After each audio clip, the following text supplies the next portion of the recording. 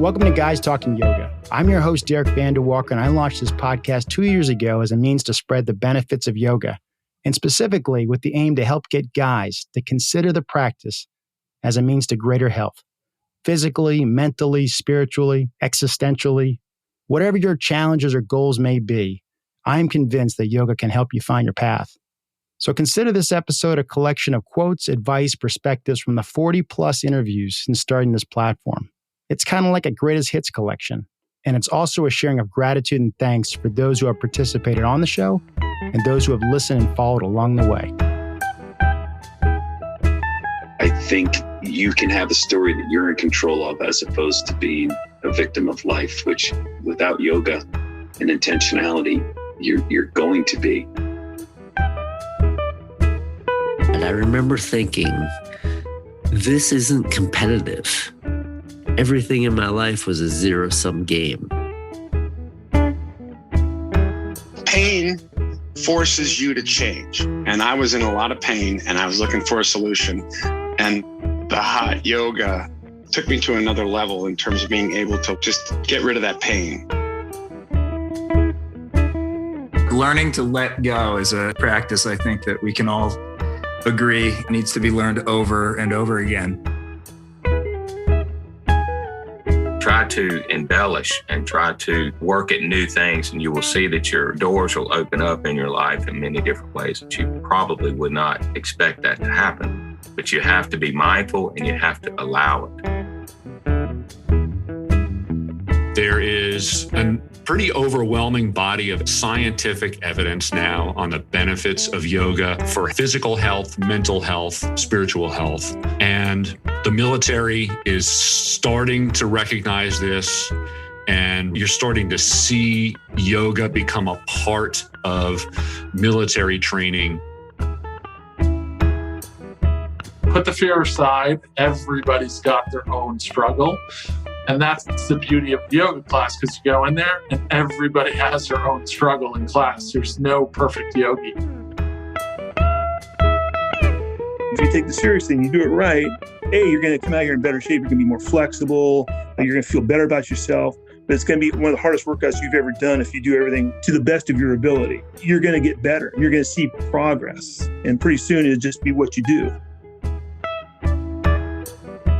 It's an amazing way to tune your mind into everything that's going into your body, finding that central focus point, finding your balance point, but then fine-tuning every bit of those muscles that you need to get into some of these postures.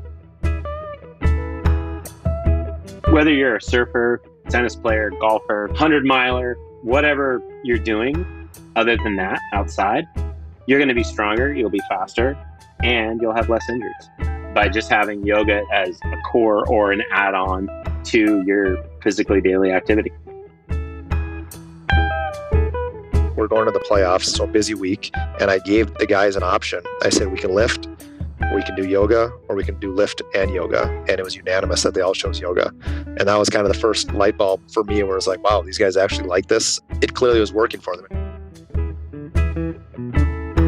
You actually don't realize that you're not thinking about your bank account. You're not thinking about maybe what happened on the battlefield. You're not thinking about the past and the future. How does my body feel? What is it doing? You're thinking about right now. I think the benefits of yoga are so personal to some degree. Like many times you don't know what you're going to uncover when you go down that path, because it does encompass all aspects of our own self-care and human evolution within a singular practice. I love to get into low, deep postures and just hold them and just really feel them. And with my eyes shut, I feel alive. And that's the magic. And so when you can get in that place and actually feel the posture and feel the benefit of it, that's when you really start to recognize that, hey, there's something to this yoga stuff. The objective is not to win. There is no winning. And I think for athletes, it's really interesting because their initial response or kind of instinct with yoga is to push. And we have to talk a lot about undoing that and making it about what feels peaceful in their body. These boys, they have a desire to play at the next level. They're following what all levels of college and pros are doing to help their bodies.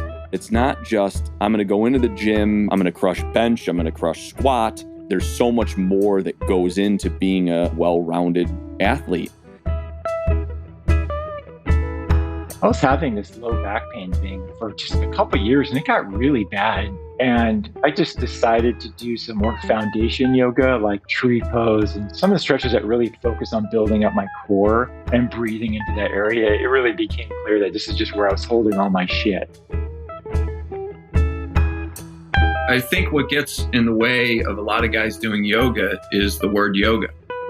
And the problem is it's their idea about what it is instead of really, truly what it is. The practice was a vehicle for us, but it was really the feeling of peace, the feeling of being present was something that the military doesn't prepare you for. Very rarely are we in the present moment. So as I got more into the practice, the attention that I gained by practicing yoga really gave me more insight to how I live my life. And I think that's always the intention of yoga. It's to wake you up and to help you make these conscious choices that can really impact you and your community, your family, and the world. This idea of being stuck is often an idea. It's sometimes a story we're telling ourselves. And sometimes we're not recognizing what's going on our end of the stick. Buddhism really puts the ball in your court. It says that the liberation from your own suffering is your own work to do. I almost ignored playing hockey now, or just like fully embodying this role of the enforcer, which outside of being physically demanding is extremely mentally demanding because you're in this state of fight or flight, right? But you're kind of in the middle of it because you can't ignore the danger and say, I'm just not going to fight, so I'm going to take the day off. And you don't know when the fight's going to happen. So you're in a constant state of anxiety. Even the fight's over, you're worrying about the next one. So the easiest way I can describe it, it was mentally and spiritually draining.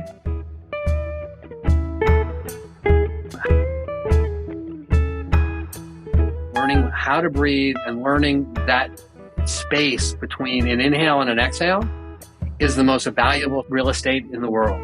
And if you can live in that space, you will become a better lawyer, a better businessman, a better person, because you are not reacting, you're acting. And that, to me, is the most valuable lesson I've learned from yoga. We actually say trauma-informed yoga is human-informed yoga. So we deal with chronic and acute trauma, but also just like everyday stress, right? And we respond to it the exact same way. So when the body is stressed out, the neural pathway that you're experiencing stress, whether or not it's a level 1 or a level 10, whether or not it's real or whether or not it's perceived, is happening the exact same way in the body. And I think that's where I found that practice on the mat is necessary, but being able to take that off the mat into every aspect of the way that you live, that's where we actually prove to ourselves, like, this is doing something. I'm responding to this and not reacting to whatever the situation is. And to me, there's a big difference between the two. You know, I'm not just tolerating somebody by being polite, but I'm actually being kind to them. If we can control our breath in here in a controlled environment, then ideally you're going to be able to do it out in the real world. And by control, I mean you're going to be able to control your thoughts. You're going to be able to slow your thoughts down. And one of my big things is I believe that yoga and mindfulness gives the soldier or the first responder 1 second. And if you think about it, to the average person, 1 second is not a lot. But in the policing and military field, 1 second is huge. It can make the difference between pulling the trigger and not pulling the trigger. It can make the difference between recognizing it's a cell phone and not a handgun. It can make the difference between saying something that you're going to regret saying later. It can make the difference between looking down at your computer in your car and rear-ending the car in front of you. It can make the difference between recognizing a true threat versus not a threat. And it just improves overall performance. The Warrior Cities training gave me the permission that I was looking for, even though I really didn't need it from anyone else. It gave me the permission to slow down. I have injuries that I've had most of my life, stemming from bike/car accident in second grade, to life in the military for 10 years, to being just active skier, cyclist, things that are physically demanding. And what I have found through Warrior Cities training is that I can go at my own pace. Since 1979, I've been studying martial arts and kind of think I'm a badass. I've studied some Chinese martial arts. I've studied mostly Japanese martial arts. I've got a 3rd degree black belt in a style called Ashihara. And it's a full contact, no pads martial art. We kick, we punch, we knee, we grab you, we throw you on the ground and stomp you. So I thought I was kind of Billy Badass and I was in good shape. And so I went to our friend Sarah's class and I went in there expecting just again to be supportive of her. And it literally kicked my butt. I remember in some posture, I'm shaking. Literally, my legs are shaking, my arms are shaking, I'm dripping sweat. And I look over next to me and there's a lady next to me who's just smiling and perfectly still in her posture. And I'm like, this is the dumbest thing I have ever done. I'm never coming back to one of these classes. And it was all ego. I would say this. When you're in the first responder world or the military world, we are trained day in and day out on how to turn the volume up, to make things more intense. Intensity is where we live. We train for it, and then when we have to execute, intense circumstances. And I know the military, at least, is starting to recognize this, and I imagine the first responder world is too. You can't stay in that space all the time. It's not healthy, right? To be in any one thing for an extended period of time. And so we've been trained on that side. Yoga is the opposite, right? It's the how do you not be intense all of the time? How do you take what you've learned from those experiences and also learn the other side, how to soften, how to relax, how to release tension, how to release stress and those things. So you're not constantly holding on and you're becoming a more balanced individual. I definitely agree with the slowing down for guys because, let's be honest, a lot of us aren't that flexible to start with. So it might take us a couple more seconds to get into some pose, or we might need some type of variation on a pose. I would say probably first and most important thing is go in with an open mind. That'll definitely help. I would definitely start with a basic course, probably more of a slow-paced vinyasa or a yin class would be good. I'm familiar with being disintegrated, but I don't look at you as a broken person, not whole. You are. And so my focus is on who you are, and you are not a disease or a disorder. And that raises a lot more questions than it answers, but that's okay. It's part of the journey. Just come and begin to experience just as you are and just as it unfolds. And then to watch them begin to relax and accept some of the limitations that may initially be present. But as they begin to enter the practice of yoga, beginning to realize that space begins to open up. Physical therapy is about strength, balance, flexibility, and creating space. And I would tell my patients that yoga and mindfulness is about strength, balance, flexibility, and creating space in the body and in the mind, and arguably in the spirit. So you have to be comfortable with just failing at some level and figuring it out, because the technique is remarkable. It doesn't take muscle. I mean, muscles in some sense are a hindrance at some level to having good kind of technique, getting your hips and everything stacked. But for me, actually, the point at the end of the day was less the vanity and the ego. it was always difficult for me in yoga to be present. And this is the refrain, of course, when you're in your yoga class, right? To be present and to be in the moment. And it wasn't immediately available for me. When you are in a handstand, the only thing you can really think about, if anything, is being in that handstand. So it allows you, sort of forces you physically to be in the moment. So the year before I came in, they won the national championship there. And one of the kids, his name's Solman Raza, he made the winning putt to beat Texas in the playoffs. He talked to me about what he was going through on that last hole where he had to secure the playoff, first of all, and then during the playoff, what he was doing. And he was telling me all he was focusing on was his breath. And I was like, how does someone take the intensity of a moment that big and just minimize it down to one breath in your own body? And the difference between a beginning practitioner and a more skilled practitioner is not getting into the pose, but it's how long you can hold it. And that makes quite a difference. And that's what surprised me at how physically challenging yoga was when I started it. It looked like a walk in the park. It looked very simple. And there was more to it than I recognized at first. And, you know, a lot of guys have to get over the embarrassment of not being generally as supple as women. Women are more flexible on average. Now, there are exceptions, but in a mixed class of men and women, the women will look better holding the pose than the men will.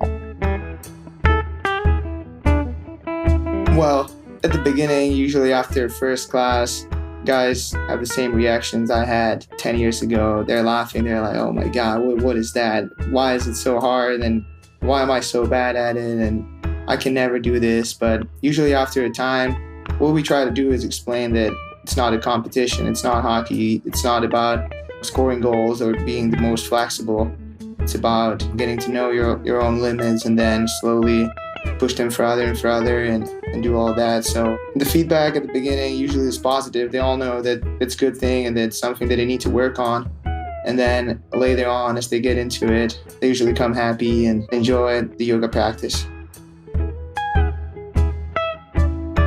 It really works. And you don't have to go under the surgeon's knife, and you don't have to take medicines that have all kinds of known and unknown side effects. And you don't have to cease and desist from whatever it is you love to do. You just have to do the yoga.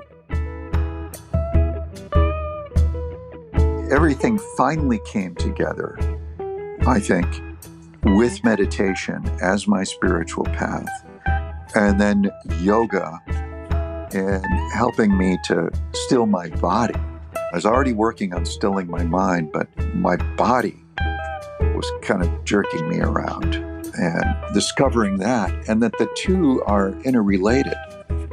Calm mind, calm body. Yeah, and I think there's a line between having the will to do something and being willing to do something. You know, I think they're kind of two different things. When you say, you know, you have to have the will, that means that you have to kind of put your pants on, you got to get in the car, and you got to go. But you got to be willing. It's almost if you're willing to be led, if you're willing to be taught, if you're willing to listen. To me, they're the same, but they're almost opposites. Because I was injured, I didn't have a place to go to work out, or I couldn't go out and do stuff. And so I was basically stuck in myself. And when you're stuck in yourself, you can go several directions. And yoga, I believe, can help anybody who tries a little bit to let go of those feelings that bring you down. It's that simple. I think a sequence that is coherent feels good. It feels satisfying in your body mind. A sequence that's a little random feels random, right? It feels like a hodgepodge of poses that are just thrown. And I'm sure we've all been to those type of classes where the teachers maybe crawling out, this, that, and the other. It doesn't seem like the poses are that well related to each other. And you kind of get the feeling of disorganization, almost like you've been to a buffet and you've had just so many different samples of different cuisine. You're left with some indigestion. A good sequence that's got coherence based on what the teacher is trying to lead you to gives you the exact opposite. I think the challenge that I had was this injury to the psoas was so deep inside me. It had pelvic floor challenges for me. It had lower back issues. I had gait issues. And the thing is, I had no idea what was going on, and neither any of the doctors. But to your point of your question, I think anyone who's stuck needs to recognize that the way out of their problems is already inside them, and they just need to learn how to tap into that. And whatever door gets them through that, whatever that door is, you just got to keep exploring, got to keep opening those doors. And I opened a lot of doors and went in and out of them. And I just think everyone can get out of that place. You can get out of that place.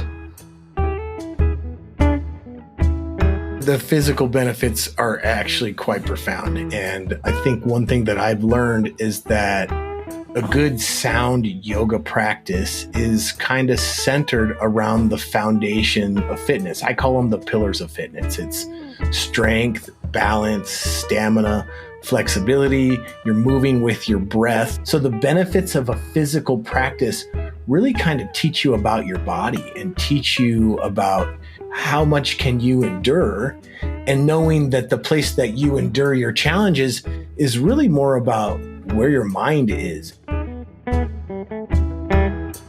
You know, I listen to those quotes. I'm blown away by the amount of collective wisdom on this podcast. And I hope you found something valuable in these conversations. So thanks again for those who've supported me, and in particular, those of you who've actually worked on this podcast in the last 2 years. Adam, Ben, and Jamie, thank you for your help. Remember to check us out on Instagram at GTY Podcast and follow and subscribe wherever you listen to your shows. We have a lot more to share this year, and I look forward to taking it higher in 23.